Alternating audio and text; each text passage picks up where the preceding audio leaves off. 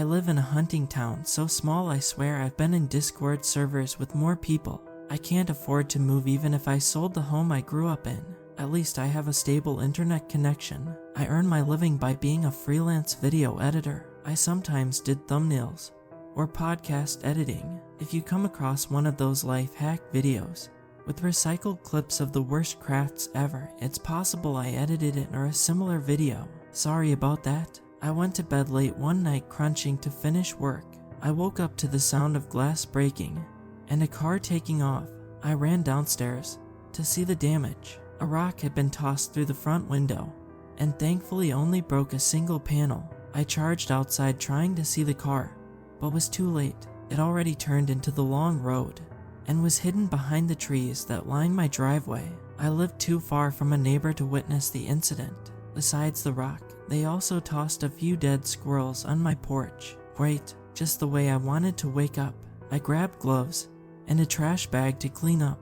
I buried the dead animals after sweeping up the glass. I didn't have anything to cover the window, so I washed my hands and got my keys to drive into town. I could have reported this to the sheriff, but I had no faith in the local police. Unless a person was caught red-handed, they never arrested anyone. I already knew who the culprit could be. For most of my life, two men have pestered my family. When I was 6, I played in the woods very often with my best friend.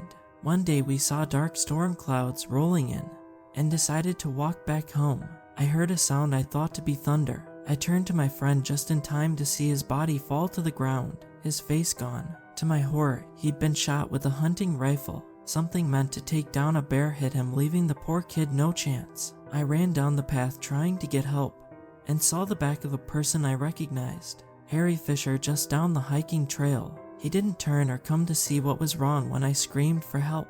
He just kept going and disappeared into the woods. I knew it was him from his stupid bucket hat with a bright orange fishing lure hanging from the brim. I didn't even know if his last name was Fisher or if people started to call him that because he was always fishing. I told the sheriff what happened, and Harry denied being in the woods. They said I was in shock from seeing my best friend get shot and got confused. I know I didn't imagine the man and was distraught trying to figure out why he would lie about such a thing. Being a child, the answer didn't come right away. Harry refused the fact he was in the woods because either he shot my friend by accident while out hunting or knew who did. Since then, I've kept my eyes on him and his friend Hank Smith, believing if Harry didn't fire the killing bullet, then Hank did. If they did anything even slightly illegal, I reported it to the sheriff, which rightfully pissed them off. Any out-of-season hunting or trespassing cost them a fine. They always knew I was the one leaving the tips that got them in court pleading speeding tickets and other minor cases. After I became a teenager, the harassment started. Broken windows, spray-painted threats, or fireworks set off on our porch that nearly started a fire at one point. It was a bit sad that 2 full-grown men were pulling that sort of prank on someone so much younger. It troubled my mother, but she didn't get any support due to her darker skin. The town didn't outright act hostile towards her for not looking the way the rest of them did, but none of them helped her either. We were on our own. After she died, I almost felt thankful she no longer needed to deal with double-checking the locks or fretting over the cost of repairing windows. I dropped into the corner store to buy some snacks for later that night. The town recently got a fancy 7-Eleven that replaced the old corner store. It had the same people employed and a better selection of items, so no one made a fuss about the newer store. I saw Harry's truck parked outside. I stopped by it, listening to the engine pop. I should either wait for him to leave or go to the grocery store. Bumping into him meant a fight. The store had cameras inside, and a smile came to my face when I thought he might be arrested for a night if I could get him to punch me while being recorded. I would gladly take a hit to piss him off. There weren't many people inside. The clerk straightened up, seeing me walk inside, knowing both Harry and Hank were in the back getting drinks. He knew about our past and waited for something to happen. I didn't even say anything to them. I stood by the chip display debating on which kind I wanted. When I picked up a bag, it was yanked from my hand. "I'm feeling some Cool Ranch chips. You don't mind me buying these, do you?" Hank said, showing off his tobacco-stained teeth. He hated Cool Ranch. I knew it and grabbed those chips on purpose. I spotted some gray fur on his jacket that matched the dead animals. I buried a short well beforehand, though right ahead. They would go well with all the squirrels you've been hunting. Did you keep some for stew, or give away all of them? I asked, my voice clearly implying what I meant. You know what, boy, I think it's about time you move out of this town. No one wants you, Harry added in, the lure on his stupid hat moving when he spoke. If I don't, are you going to do something about it? I said, sounding braver than I felt. His hand shot up and I flinched, expecting it to come down on my face. Another hand came out to stop him. It took me a few seconds to realize who just walked over to put himself between me and the two men. I hadn't seen him in years and thought he wouldn't come back this way. Are these rednecks still bothering you, kiddo? My rescuer asked, and refused to let go of Harry's arm. His name was Graves. He wore the same gray suit jacket and pants I saw him in last when I was a teenager. He and my mother were friends, and she told me to go out of my way to help him due to a debt she had with him, but never elaborated on. He knew about my trouble with these two, and would have stepped in to help when I was younger if I ever asked, which I didn't. Harry pulled at his arm, clearly struggling, while Graves looked as if he put no effort into holding the other man still. A little bit, but I think they were just on their way out, I said, not wanting this to go further. Graves let go of Harry, and Hank shoved the chips against my chest, causing the bag to explode open. They both ran off with their tails between their legs, and with some vague threats of what would happen if they saw us again. I ignored them and started to clean up the chips the best I could. The clerk came out with a broom and dustpan to finish the cleanup job. I grabbed a few more snacks and paid for the ruined bag. You should do something about those too, my old friend said, hands in his pocket, and hunched over the pre-wrapped sandwiches. Not much I can do besides move.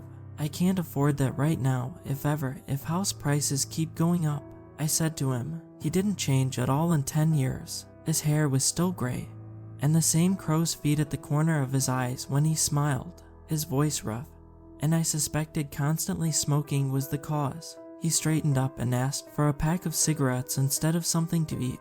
He pulled out some change to count for the smoke, so I pushed him aside and paid for it. I also made him pick out some sandwiches with something to drink.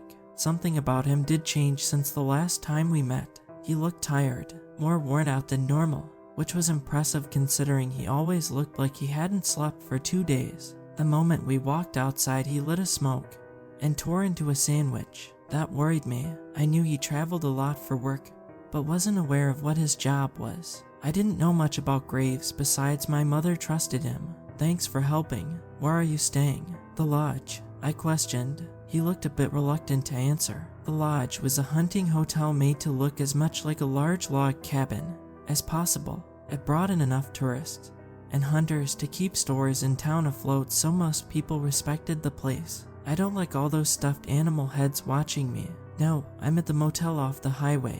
Just walked to town over looking for something to do, he replied, already finished off a sandwich and going for another. When did he eat last? And walked over. Where was his car? The motel has bed bugs. Come on, you can stay at my place. I have the room, I told him, and headed towards my car, which had been freshly scratched down the side.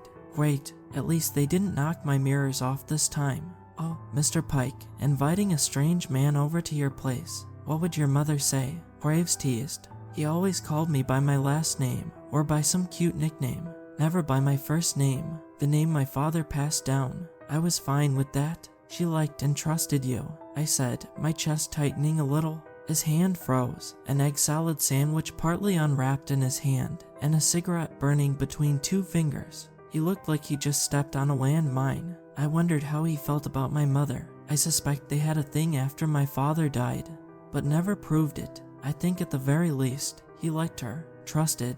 He asked slowly, putting it together. She died 5 years ago. Breast cancer. It was quick, I told him, keeping my tone even. His face fell, hating the fact he brought the topic up.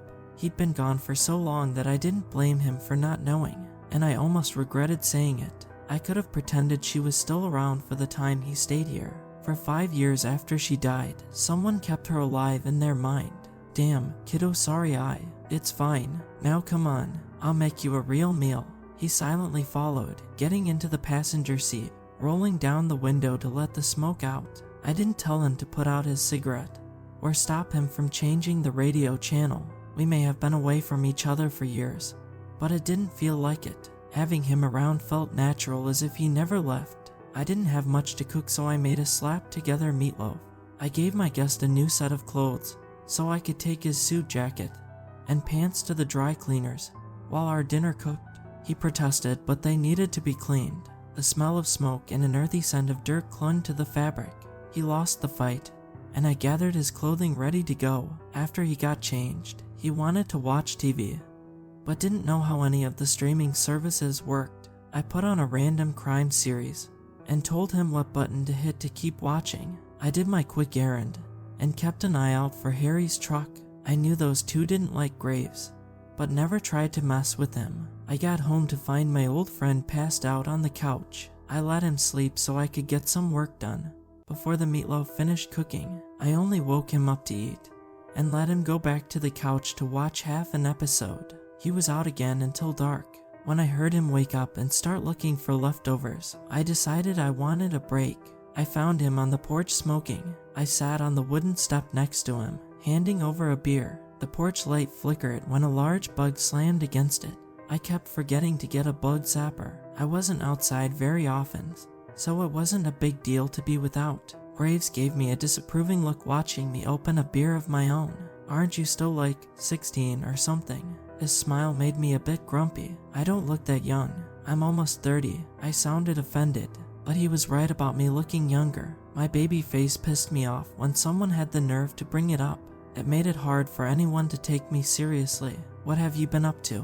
"Not too many jobs around here to pick from," Graves offered, and peeled at the beer bottle label. "I edit videos. I can do it online. It covers my costs, and it's not that hard of a job," I said, only to get a confused face.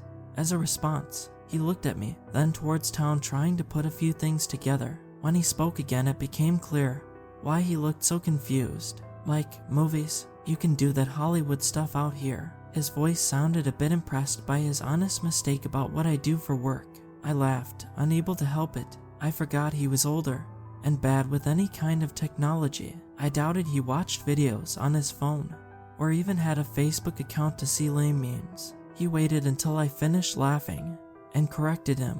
I explained the whole YouTube thing, and he silently listened. I don't think I've talked to someone this much in a while. With my mother gone and no friends in town, I didn't have a reason to just talk. I wanted to offer to let him stay for as long as he wanted, but held back. I was sure he would leave in a day or so. Graves was a mystery. My mother once called him a passing storm. I've never noticed him act destructive, but I knew it was in him. A man didn't travel and went without a home for no reason. I needed to get back to work, so I left him on the porch to keep smoking. That night I worked well into the morning hours, trying to get as much done as possible. When I couldn't keep my eyes open any longer, I finally went to bed. I checked in on Graves to find him asleep on the couch. He could have used a bed in the other room, but I had a feeling he wanted the couch to watch the front of the house. He'd found some cardboard and put it over the broken window, which was unexpected. I slept until the afternoon, which was normal for me. Graves could find himself some breakfast if he got hungry. I figured he just hung around watching TV or smoking on the porch as I slept. A sound of a loud truck coming down the driveway woke me.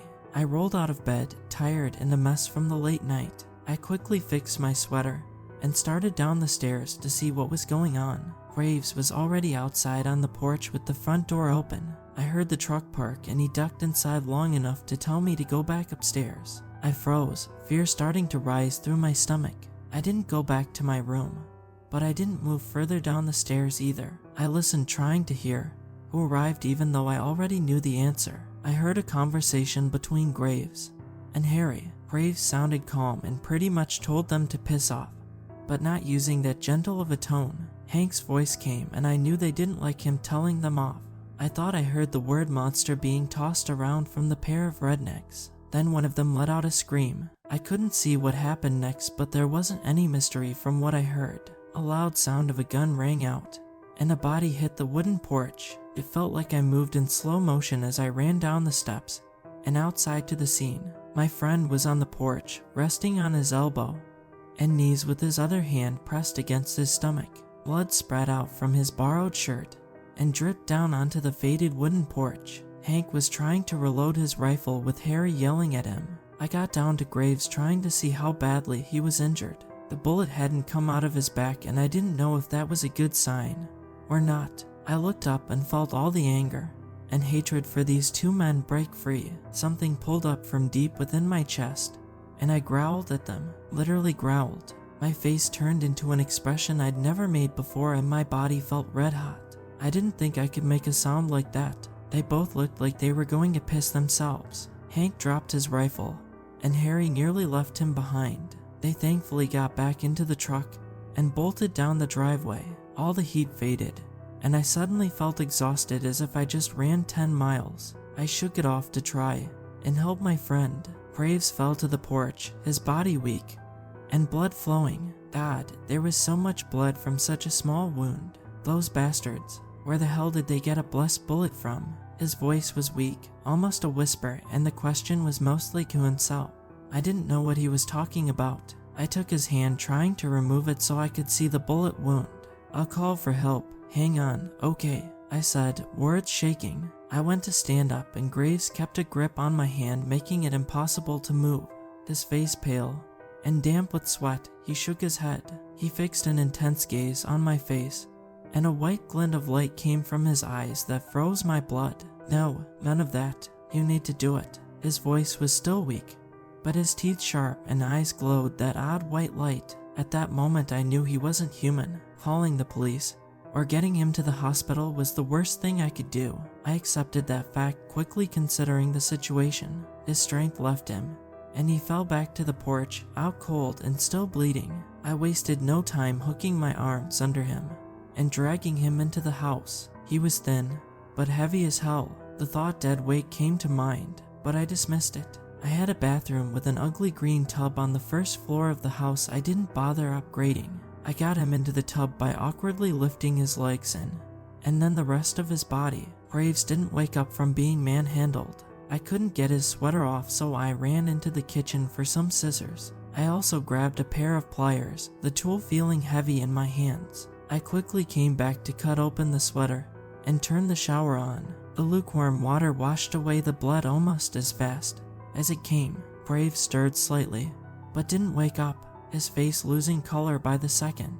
I know it's a very bad idea to dig around in a wound to get a bullet out. If this was a normal person, the best idea was to get them to the hospital as soon as possible. But Graves wasn't normal. My stomach knotted up, my hands shook, and I needed to focus, or else I would do more damage. My friend's face started to look awful. It was as if he started to slowly turn into a mummified corpse, eyes and cheeks sinking in and lips becoming thin. If I didn't get the bullet shards out, I would have a dead man in my bathtub. I thought it took hours to get all the pieces out. It only took 45 minutes. Every time I removed a small piece of silver from his stomach, his face got better. I knew I got the last piece because he took a deep breath and coughed like he just came back to life. Maybe he did. For a few more minutes I let him recover and wake up a little. The wound in his stomach healed a little, showing just how inhuman he was. I helped him out of the tub and started to dry his face with a towel. He protested, saying he was fine enough to dry himself off and get himself into a new shirt. I found another sweater and a pair of sweatpants that would fit him. He gained enough strength back to kick me out of the bathroom to dress. Graves came back out, uneven on his feet. I put his arm over my shoulder and half carried him to the spare room. His gray eyes were hazy and his body weak. You should leave. Just pack up and go. Graves wheezed out when I got him in bed. When you're better, we'll leave together. I lied. Wake me up in an hour. I let him fall asleep. I refused to just run and let Harry and Hank get away with hurting someone I cared about again. I wasn't a child anymore. I wanted to kill them. I felt like that for a long time. My best friend smiled so brightly. They took that away from the world and had some long overdue payback for it. I bought a simple handgun for protection, just in case. I kept it locked up since buying it. I made sure it was loaded and put my plan into motion. I called the sheriff, saying I was going to finally take care of my Harry and Hank problem. I told him where to meet me in the woods and hung up. I then called Harry and told him where I wanted to meet him, giving him a time a few minutes before the sheriff would arrive. I also threatened to come to his house and take care of things if he didn't arrive on time. He lived with his mother, and I assumed he didn't want me snapping and hurting her. If Harry was going to be there, Hank would be as well. They were going to shoot me that day, but for some reason got scared and ran off before they could. I wanted them to pick a fight with me. It gave me a reason to either fight back or have the sheriff arrest them for assault. It all depended on what they did or if everyone arrived on time. My gun was only to buy time until they got arrested, or as a last resort. I checked in on Graves one last time and headed out wondering when I would see him again. I parked outside the trail and quickly went off into the woods to a spot that all the locals knew about. There was a clearing with a large tree stump most people used for camping spot, or teens for drinking. I didn't enter the clearing, but waited behind a tree, watching. I knew what direction they would come from and kept out of sight. I heard the twigs snapping behind me far too late. Someone got behind me and knocked the back of my head hard. I fell forward, and a strong hand grabbed my wrist to pin it behind my back. A large body pressed mine against a rough tree, the smell of bad breath and old coffee coming from the person. I struggled to find this person who had more of a size advantage, and I couldn't move. Hank and Harry arrived, a scared to death expression on their faces. If they were here, then who the hell ambushed me? I twisted around just enough to see the man holding my arms behind my back. He reached down and found my gun, tossing it to the other men in the clearing. "Sheriff," I choked out, head swimming. He forced me by the stump and with one hand on my neck, he put my left arm on the wooden surface. "We gave you a chance to leave for years. None of us wants your kind here, but you didn't get any hints. Harry, get your ass over here. We need to cover the costs of the bullet you morons stole. Chop off pieces of this one to sell," the older man said in a drawl of a voice that normally sounded friendly. My vision became unfocused. I didn't understand this. The sheriff had never been overly unkind to me. How could he be on their side? I shook my head thinking this was just a nightmare. I hated myself as much as the sheriff at that moment. It was clear that he'd been covering for those two all these years, and I'd just never seen it. Harry whimpered, knife in hand. I refused to let him do anything to me. I struggled to get free, and Hank needed to come over to keep me pinned down. With a great deal of effort, they kept my arm still enough for Harry to press the blade of the knife against my left thumb, ready to slice it off. I stopped, my heart beating, and I've never been more afraid in my entire life. My entire focus was on the light the knife gave off, and nothing else. Then an odd feeling of heat came from my stomach. I felt it rise to my face, and the growl came. I saw red, and with strength I didn't know I had, tossed the two men off my back. As quickly as the anger came, it faded, leaving me feeling dizzy and swaying on my feet. The sheriff picked up Hank's rifle and rudely smashed the butt of it into my face, making me topple over. I kept my eyes closed, my nose bleeding. "Is he out?" Harry asked in a shaky voice. One of them walked over and picked up my arm. I let it fall limp to my face, forcing myself not to flinch when it came down. "Yeah, he's out. We should get him to." The sheriff got cut off by a loud sound of a large person or an animal coming crashing into the clearing. I risked opening my eyes just enough to see. My heart sank when I saw who arrived. Graves had charged over, knocking over the sheriff, but that used up most of his energy. His face was pale. He barely stayed on his feet, facing the three men. Between them and myself, Harry and Hank screamed like little girls and darted away. The sheriff got up, shouting at them to stay still. "He can't do anything unless he's ordered and paid to do so. Since you're both still breathing, that means no one has given him a job. He's harmless, just shoot him," the older man shouted at his two useless friends. A weird feeling came over me. It was like I already knew all of that, but forced myself to forget it. My friend put all his effort into staying on his feet. He did look harmless. He glanced over to see if I was dead or not, worry on his pale face. I opened my eyes, but didn't sit up. My face hurt like hell, and scared to death. Graves started to shake his head, not wanting me to go through what I was about to say. "Take care of all three of them," I told him. An expression of regret came over his face. He didn't want to burden me with the deaths of 3 people. He could have offered his services at any time, but refused to bring it up. He never spoke of his job or how often he heard others wanting me to be blissfully unaware of who I let into my house. I understood all of this and yet asked him the one thing he never wanted from me. I already fed him, and that counted as a payment. Bullets started to fly as the three men understood what kind of trouble they were now in. Graves was faster. He used his body as a shield to protect me. Us being in that position felt familiar. A memory came from the back of my mind. I'd gotten lost in the woods when I was younger. My father and Graves both came to find me. Then why did Graves need to protect me all those years ago? The men needed to reload, and my protector broke off. His form no longer restrained from whatever rules he'd been burdened with. His face changed with countless shapes coming from it. So many animal heads of different stages of decomposition came down on Harry first. His high-pitched scream turned into a garbled mess, all those animals baring teeth to rip him apart. The other two men fled into the forest, and I sat watching Graves eat, seeing a part of what he'd kept hidden. White lights came from the eyes of the dead animals. I looked around and noticed so many more of those white lights watching from the woods. The sun starting to set, making it hard to make out what kind of rotting animals those lights belonged to. A smell of death came between the choking scent of blood. Even though I knew Graves was on my side, I still felt terrified by what was in the woods. I stayed to watch his face finally return to a human one, but he didn't stop eating. On his hands and knees, he buried his entire head inside the hollowed-out ribcage that belonged to a man that tormented me for most of my life.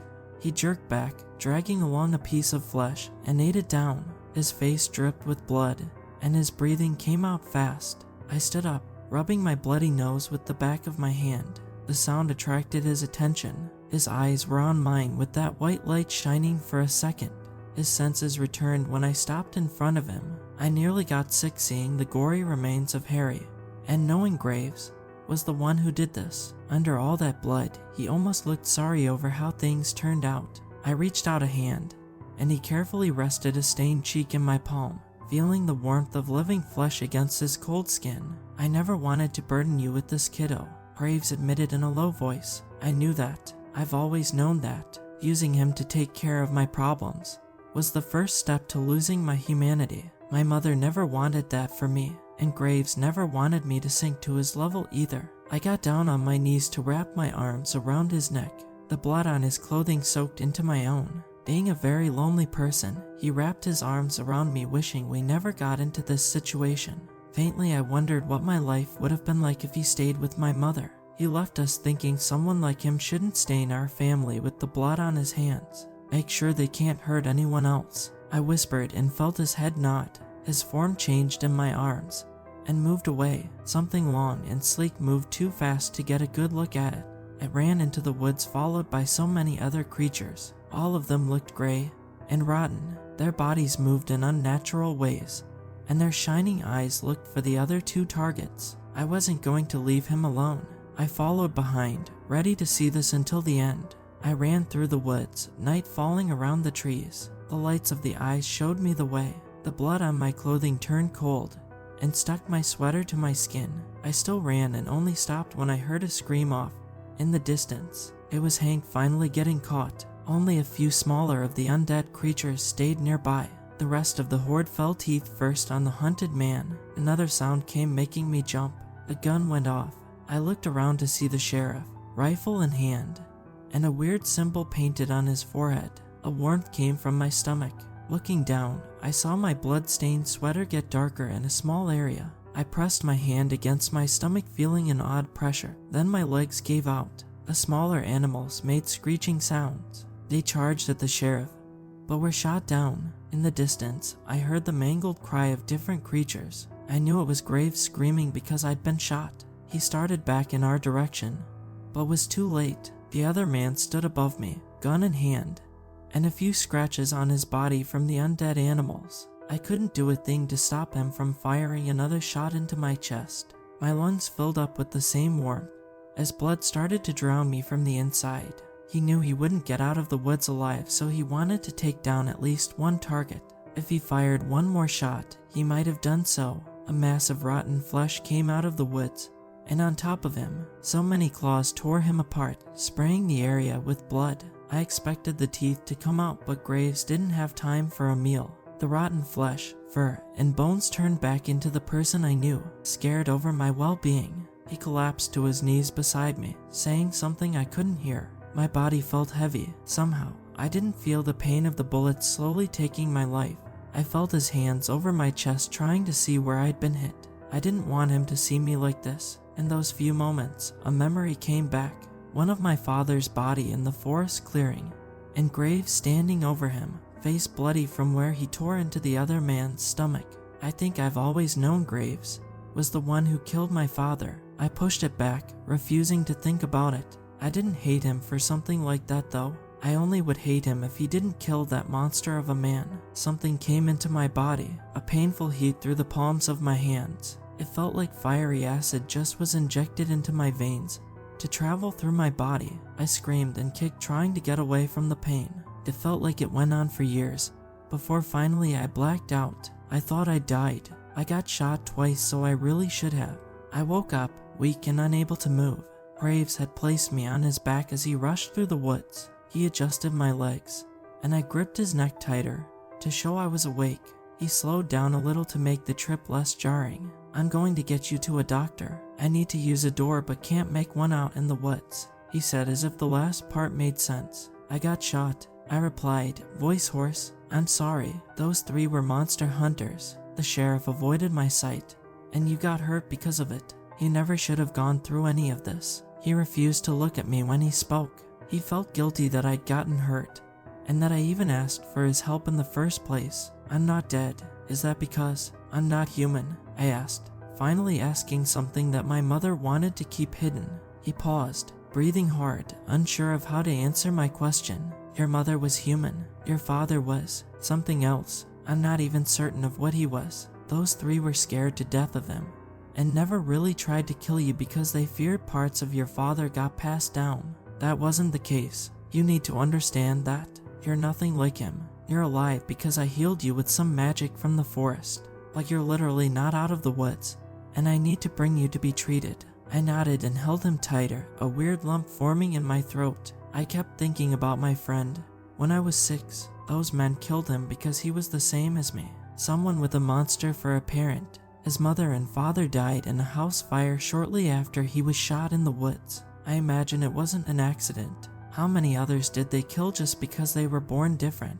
I fell asleep again, while being carried, my head swimming with so many questions, without any answers. I woke up in a clinic. The doctor said after I ate breakfast, I could head home and stay on bed rest for a week.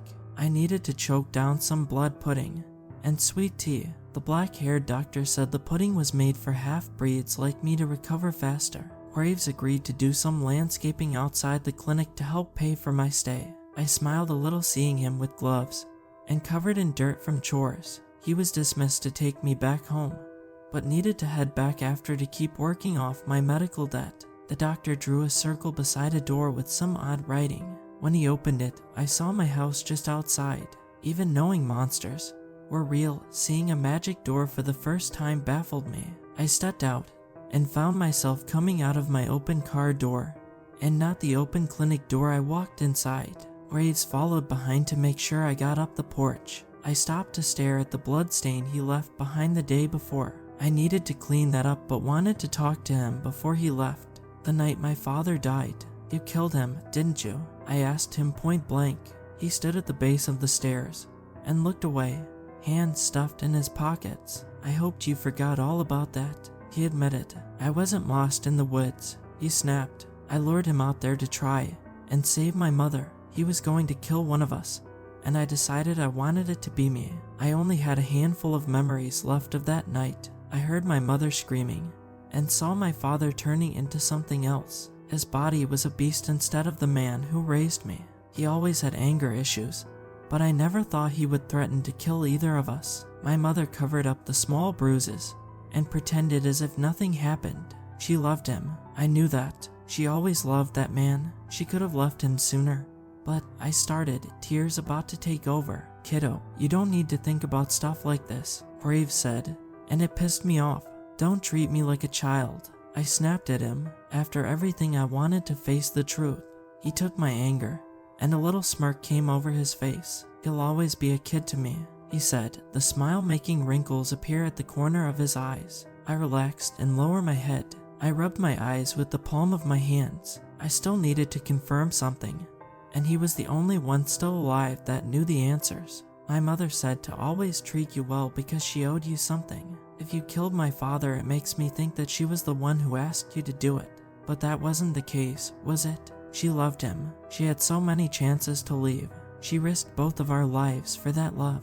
I was the one who asked you for help, wasn't I? I didn't remember asking Graves to do such a thing for me. I wanted him to save my mother even if she loved her husband more than her child. And what did I pay him to do a job like that? I was a child. I didn't have anything of my own. The other man nodded grimly, confirming my theory. That was one of the reasons why he left and refused to stay for very long. He felt as if it was his fault he put a child through seeing their dead father, and now that he came back for a day, 3 people were dead. I could never blame him, but I've learned people can't accept forgiveness from others if they can't forgive themselves. What did I pay you back then? A cool rock? I asked, wondering about one of the last questions I had. He shuffled his foot around, almost embarrassed. Looking around, he checked to see if anyone would be listening, or of course, no one else was around. Hell, I could keep the blood on my porch for a year without anyone seeing it. I made you promise me that I could tell you something when you got older without laughing when you heard it. He admitted, making me even more confused. I didn't have the faintest idea what he was talking about. I watched him straighten up, one of the rare times I've seen him not slouched over. His face looked more human than it ever had before. I love you, kiddo. I think if anyone else said those words so proudly, they might be tempted to laugh, or at least smile. I did smile at first, then my vision became blurry with tears. I couldn't stop. He could say those words 100 times, but it didn't change the fact he couldn't stay. If he did, I wouldn't be human any longer. I still had a chance at living a normal life like my mother wanted. She may have loved my father more than either of us, but that didn't matter. I loved her. I never hated her for the choices she made, and missed her more than I would ever say out loud. I wanted to live the way she wanted, at the risk of not having a different relationship with someone I cared about. I picked the dead over Graves, and deep down I think that's why he saw me as worth something. I kept rubbing my eyes, trying to get my tears under control. Graves kicked at the ground, awkwardly waiting for me to calm down. If you're ever in this area again, you better stay over, I said, unsure of what else to say. Alright, but we're ordering takeout next time. Your meatloaf was so greasy it almost killed me. Graves replied, his normal lazy tone returning. I took a few steps across the porch, threatening to knock some sense into him for that comment. He laughed and raised his hands in defense. Both of us knew he needed to go, and neither was sure when he would come back, if ever. I wasn't certain if I would see him again, so I returned the words he asked to say as payment all those years ago, just before he left through the still open magic doorway. He didn't need to answer. We both already said everything that we wanted. I settled back into a normal routine after recovering. It took a week of working from my bed before I could walk around for more than 5 minutes without pain. People asked about the 3 missing men, but no one found any traces of them. No cops came to my place asking questions, and a new sheriff took over. Everything started to feel so normal it almost hurt. I had a stable job and the house I lived my entire life. This life was the one both my parents wanted for me. It was peaceful, and I decided I was perfectly content listening to my parents' wishes.